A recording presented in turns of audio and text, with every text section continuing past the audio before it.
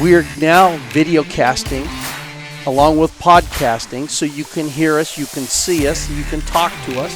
Sound like a TV show. We will be talking about the Coaches Roundtable. And I see half of the game here, half of the game there, because I want to get eyes on these teams that we're ranking.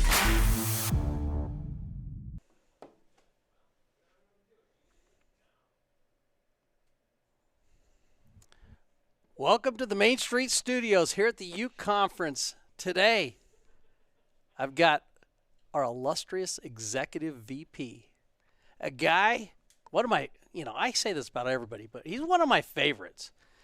He's very level-headed. He thinks things through. He's a business owner. He gets a little crazy about one thing and one thing only. And I want to give him a gift this morning. He's a BYU Coug fan. Oh, wait. Maybe I should wear this. Yeah, I don't know if you ought to give that to me. Are you sure? Yeah, when I saw that right there, it was bothering me. It was bothering you? Yeah. Okay, well, we're going to set it right here just so that we know. Right there. All right, that's acceptable. It's at least 3 feet away. If I start sneezing uncontrollably. Okay, whoa. He's socially distancing from the hat. That's true. Very true. Sean Cosper, our executive VP of the Ute Conference. Formerly, prior to this calling in life, he was the president out of Viewmont. He's done a wonderful job with rebuilding the Viewmont district. We're going to get into that in just a second. But, Sean, thanks for taking time out of your day to come visit with us and look at the new setup. I think Rex will be a little scared of it. Yeah, I think Rex will. Thanks, Jeff. It's fun to be here. So we're happy to have you. Hey, tell the audience a little bit about your past. How did you get involved with football? What keeps you doing it? Because I know JMO is now at the high school, and you don't have any kids involved. So talk to us about that. Yeah, well, we have my wife and I, Christy, we have 5 children. We have 4 boys and 1 daughter, and they've all been very involved in athletics growing up, and so I've had the opportunity to help coach them and to be involved in their athletic endeavors over the last 20 plus years, and it's been wonderful. And we've lived in Colorado for about 7 or 8 years, and then the rest of our time we've lived in Utah. So that's that's how I got involved in Little League football, is just being involved with my kids and helping coach them. And Jameson, as you mentioned, is our youngest, and he will be at the high school next year. And I've just loved being involved in the Ute Conference in particular. I love what the Ute Conference does for kids and the opportunity that it provides. And when I was given the opportunity to be more involved on the executive board level, I jumped at the opportunity because I think it's really rewarding to be able to be involved in helping kids have fun and meet their goals and experience what football has to offer for all of us when we're involved. And it's a wonderful sport, and I think it does a lot in life for all of us. And that's why I'm involved, and I just love being able to have an impact in any way of making that possible for kids to participate. Participate he does. And just let me share this with you. This is not a cheap plug, but he is the owner and operator of about 13 Arby's. And the Arby's Foundation for the Ute Conference has been incredibly generous. Over the last 2 years, they have donated $25,000 that goes right to our scholarship fund. Well, at an average registration fee of $300, that's about 800 kids that have played football because of Arby's. So, hey, if you're hungry, if you're like John, go find the meats at Arby's. And thank you. And please let your people at Arby's and the Arby's Foundation know how much we appreciate, because these kids would not be playing ball without that opportunity. Yeah, thank you. And, we don't want to talk too much about what we do, but I just want to let everyone know that's listening, twice a year, Arby's, when you go to an Arby's location, we raise money for the No Kid Hungry Foundation, and they let us keep a portion Arby's nationally lets us keep a portion of those funds for things like what Jeff has just discussed, opportunities for kids to participate. And so that's where that money comes from when someone asks you to make a donation as you're buying your beef and cheddar combo. That's what that money goes for, and we love to be able to give back to our local communities, and the Ute Conference is one of them. The Utah Food Bank, Catholic Community Services, all those types of things is what we do with that money. So earlier in the week we had Dave Fox from Channel 2, Keith and Sean in here, and we had a really nice meeting. We brought Arby's up to them. You also provide a huge amount of money to the Super Bowl of Caring, which raised over $1 million this year. So you guys care. You care about kids. You care about No Kid Hungry. Thank you for what you do. Okay, we're going to get into a few of the topics that have come up to us from our sounding board. And one of the fun things for you and I is over the last few years, we've had a lot of dialogue about from scheduling to game day experience to making the experience overall for kids. Because agree or disagree, not every young man or young woman is going to play high school football. Yeah, true statement. And so we want to provide the best experience we can provide for these young people to play the game of football and fall in love with it the way you and I have fallen in love with it, because this is truly a labor of love. So I'm going to read you the first thing, and it has to do with game day experience. And it came off of our as a post. It says, please, please, please budget for time clocks on each field.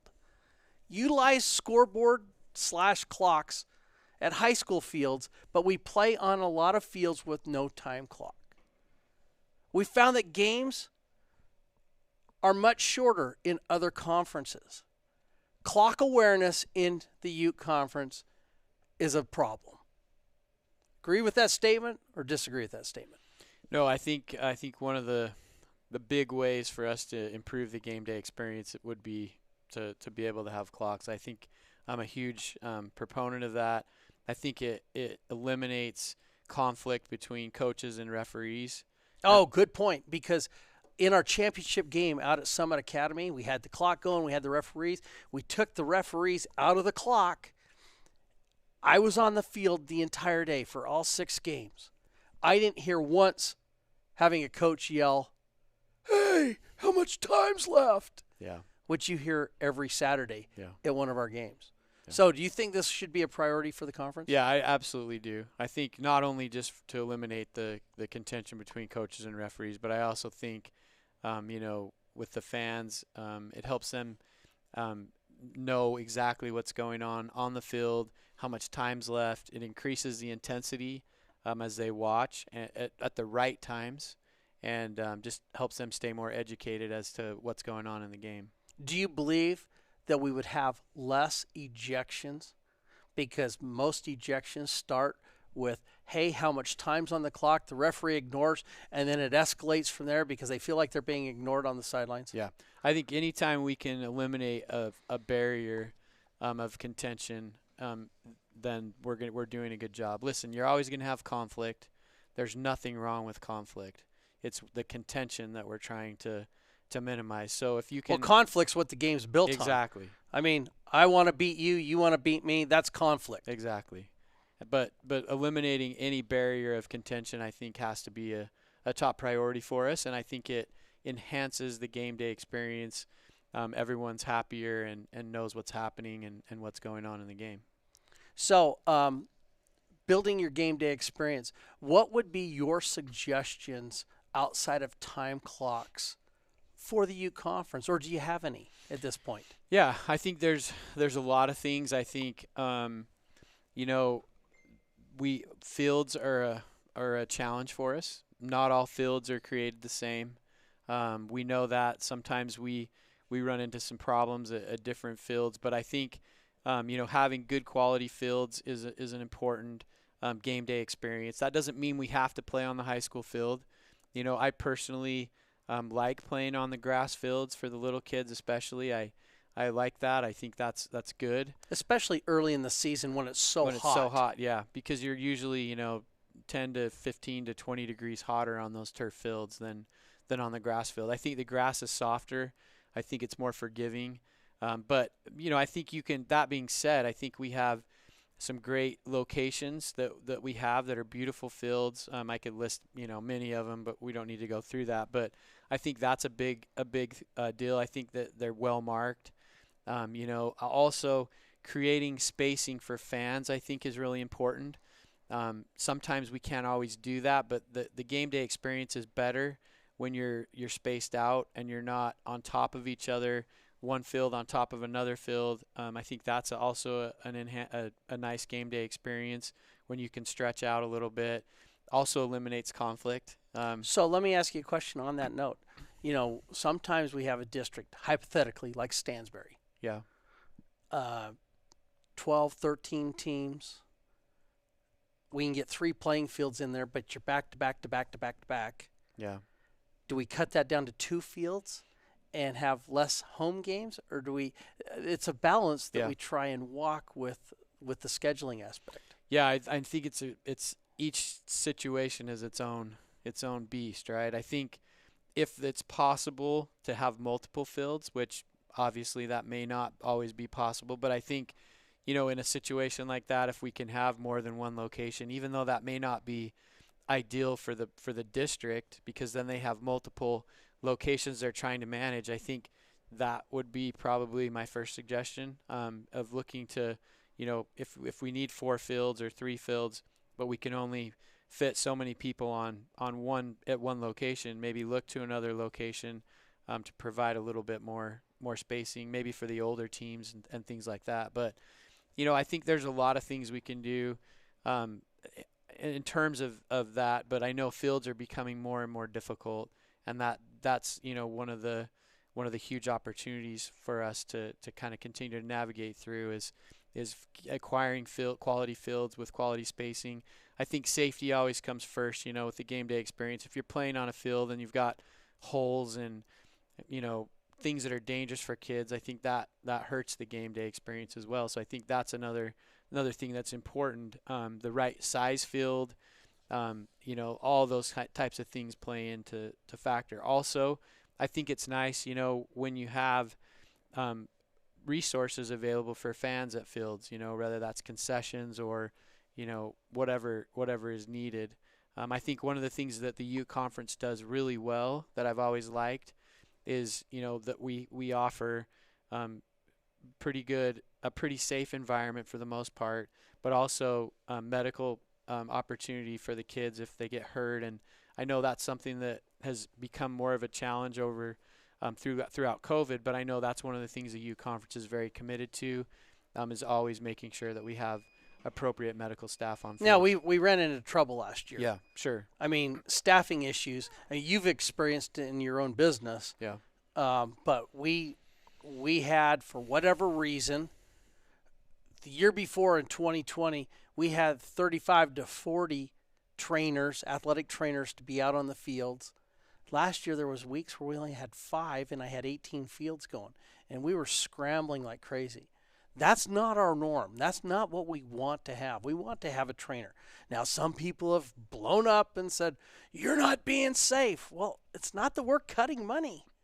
It's we want to have trainers there, but be patient with us, because staffing issues were a major problem last year, from trainers, EMTs, referees. Yeah. It was tough. And that was my next thing I was going to talk about is I think, overall, I feel like the overall quality of the referee has been pretty solid. I know there's people out there that would disagree with me on that, but I think overall of, the quantity of games that we put out on any given Saturday, I think we overall have some opportunity with referees, but I think things typically are pretty good in that area. I think there's some really good things that we can do to improve those types of things. I think one big understanding is making sure that coaches starts with the coach, that they really understand the rules that we play with. So what are we going to do for that this year? Right, and we have a good plan for that, and we're going through the rules right now. Our officiator, our head officiator, is going through everything, and we're going to make sure that it's very clear and outlined exactly the rules that we follow. And I think it's important to note on this, during this discussion, Jeff, that a lot of people think that we're playing with Sunday rules or Saturday rules, meaning college or pro rules, and those are not the rules that we follow. You mean a quarterback can't get outside the tackle box and throw the ball throw it away and not have it be called intentional grounding? That's right. Well, and then let's talk about that quickly. I mean, people could put up a rule change, could they not? Yeah. A proposal for a rule change. Sure. Is that something the board and the presidents would consider? Yeah, and I think that's one of the great things about the Ute Conference is we're not bound with a bunch of red tape that we can't make adjustments and enhance the game as things come up and that are necessary. I know there has been some discussion about the time clock.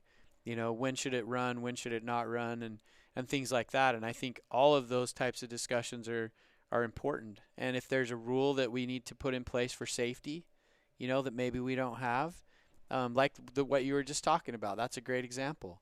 That a quarterback is outside the tackle, he's going to get blitzed or tackled hard by a giant guy, and he throws the ball away in the vicinity that we would normally throw a flag for intentional grounding. Maybe that's a rule that we bring up. I'm not trying to create ideas, but I think those are some of the things, for safety reasons. I think it's important to look at rules, and then also to enhance the game and make the game day experience better for everyone. And couldn't agree more. Now, Monday night we had a president's meeting. We went through how they can propose a rule change. And that, there's a procedure. Sean doesn't make the rules. Jeff doesn't make the rules. Rex likes to make the rules, but he's not here to defend himself. You should be on the podcast, Rex. At any rate, there's a process that it goes through, and the presidents vote on it. Do they not? Yeah. So if you've got a rule out there that you would like to see changed, amended, modified, it's possible. But we just don't make rules from the bench and hand things down. Now, one of the things that I love about the conference is if a rule needs to be changed after the April meeting, it's got to be purely for safety purposes. So right now we're in our rules period where they can make all the proposals they want. They have to get a number of presidents on board or a co-sponsor on board because we don't want somebody – because it's got to make sense. In order to get a rule passed, it's got to make sense for the entire conference. It can't just benefit one district over another. Yeah. So I think that's the danger sometimes is there's a bit of myopic approach with people just trying to, sometimes thinking of a rule that just would benefit their situation or one of their teams. And we have to keep in mind that it has to be good for the whole conference. But the game day experience comes out of these rules, out of the whole big picture and moving forward. Well, Sean, I thank you for taking time out of your day to record this. If you have questions, if you have comments, our sounding board is out there. But Sean Cosper, the rest of the executive board, we have a group chat. We have all kinds of things where we're in constant communication with each other. And you may say, oh, this is February, or it's March, or it's April. We're talking about football year-round because we want what's best for your kids. We want what's best for everybody involved. Maybe there's a coach out there like Winston Jones we're not so sure about. But we want what's best for the conference. Sean, thank you again. Thanks for all the great things that you and Arby's and everybody else does. And Jeff Gorin, Sean Cosper, John Halliburton behind the screens, and Marcus, we're out. Thank you.